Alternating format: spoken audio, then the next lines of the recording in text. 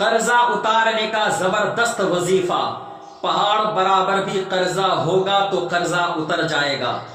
ایک دوست نے اپنے دوست سے 3000 دینار قرضہ لیے اور تاریخ متعین ہوئی، مقرر ہوئی، اس تاریخ میں دینی ہے۔ بات چیت فائنل ہو گئی، وہ تاریخ آ گئی، اب دوست نے قرضہ مانگا تو ان کے پاس پیسے نہیں تھے۔ قرضہ کہاں سے ادا کرتا؟ پیسے نہ بن پائے اس تاریخ میں، پریشان ہو گیا۔ دوست نے بار بار اصرار کیا، جب دوست نے قرضہ نہ دیا نا، جب واپس نہ کر پایا تو اس دوست نے جا کر کورٹ میں کیس کر دیا۔ میں آپ سے گزارش کرتا ہوں کہ ایسے دوست منتخب کیجئے گا، جو دوست آپ کی فیلنگ کو، آپ کی مصیبت کو، آپ کے برے حالات کو سمجھے۔ ایسے دوست نہیں کہ برے حالات ہوں تو آپ کو سمجھے ہی نہ، ایسے دوست نہ چنیے گا۔ اس دوست نے کیس کر دیا اور جب کیس کیا گیا، ان پر مقدمہ چلنے لگا، یہ پریشان ہو گیا۔ ان کے پاس کوئی راستہ ہی نہیں تھا، ان کے لیے سارے راستے بند ہو گئے تھے۔ پیسے کہاں سے لاتے؟ 3000 دینار، کوئی چارہ نہیں تھا، پریشان ہو گیا۔ انہوں نے حضور پر درود شریف پڑھنا شروع کیا، صبح سے شام تک حضور پر درود شریف پڑھتے، 27 دن تک حضور پر درود شریف پڑھتے رہے۔ 30 دن کا موقع دیا گیا تھا کورٹ میں، 30 ڈیز کے اندر اندر تم کو پیسے واپس دینے ہیں، قرضہ لوٹانا ہے۔ 27 دن گزر گئے، 28ویں شب کو سرکار خواب میں تشریف لائے۔ سبحان اللہ، جن کے خواب میں سرکار تشریف لائیں ان کے مقدر کی کیا شان ہوگی۔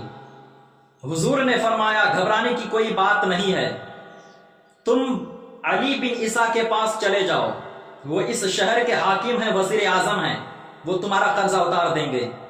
صبح ہوئی، قدم بڑھانے لگے، دماغ دل میں بات آئی، میں جاؤں گا تو صحیح، لیکن اگر وہ مجھ سے پروف مانگ لے، مجھ سے کوئی دلیل مانگ لے، کوئی ثبوت مانگ لے، تو میں کیا دلیل پیش کروں گا؟ میرے پاس تو کوئی پروف نہیں ہے۔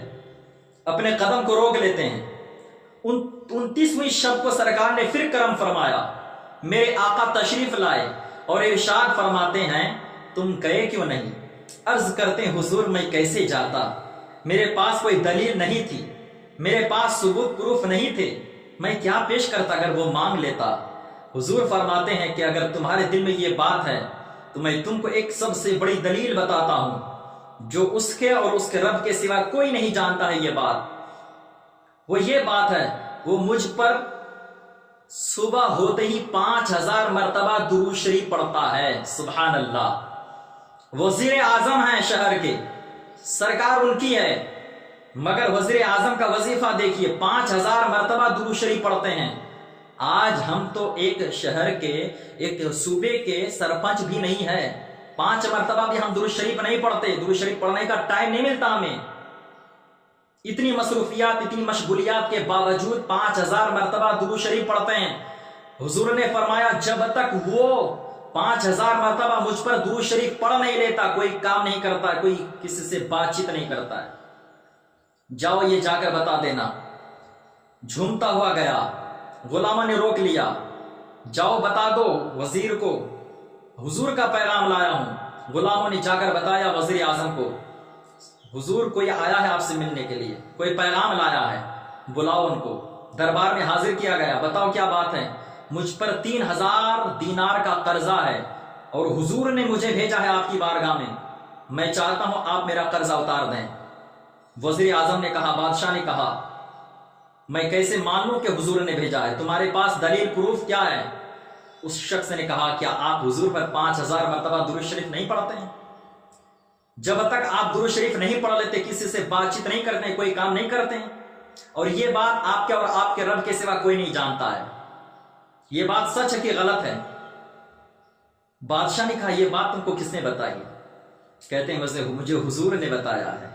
خوشی سے جھوم اٹھے، کرسی چھوڑ دیتے ہیں، حجرے میں گئے، 9000 دینار گھر سے لائے، 3000 دینار قرضہ کے لیے دیا اور 3000 دینار گھر والوں کو خرچ کرنے کے لیے دیا، اور 3000 دینار فرمایا یہ 3000 دینار رکھ لو، میری طرف سے اور حضور کی طرف سے حضور کی طرف سے جو تم پیغام لائے ہو اس لیے یہ 3000 دینار دے رہا ہوں۔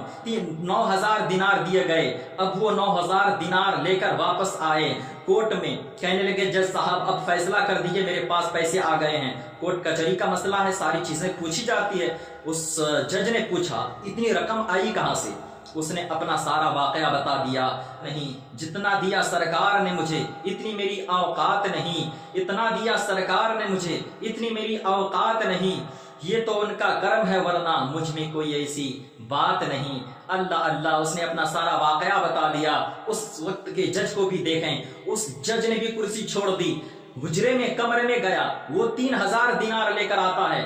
کہنے لگے کہ پورا ثواب علی بن عیسیٰ ہی لے جائیں۔ انہوں نے بھی 3000 دینار دیا اور کہنے لگے یہ 3000 دینار لے لو اور اس کا قرضہ اتار دو۔ قرضہ لینے والا جو تھا یہ سارا معاملہ دیکھ رہا تھا، اس نے کہا کہ اب مجھے بھی قرضہ نہیں لینا ہے، میں بھی تو نبی کو چاہنے والا ہوں، میں نے قرضہ معاف کر دیا ہے۔ سبحان اللہ، قرضہ معاف ہو گیا، 3000 دینار اس نے قرضہ معاف کر دیا۔ اللہ اکبر۔ اب اس شخص نے کہا کہ 3000 دینار تو قرضے معاف ہو گئے، اب جج صاحب آپ اپنا پیسے لے لیں، میں نے نبی کے نام پہ نکال دیا، میں نے نبی کے نام سے نکال دیا، اب مجھے واپس نہیں لینا ہے۔